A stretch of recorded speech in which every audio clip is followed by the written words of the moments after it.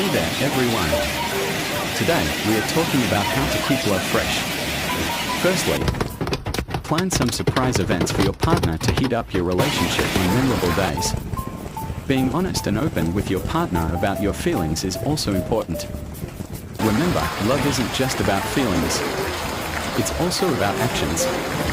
If you truly care for someone, you'll take the necessary steps to keep that love alive and vital. So here's a tip: don't hesitate to express your feelings of affection toward your partner. 不得了，不得了！ They need 这 to 样子 feel cherished too. Let's stay positive and keep love alive. 哦。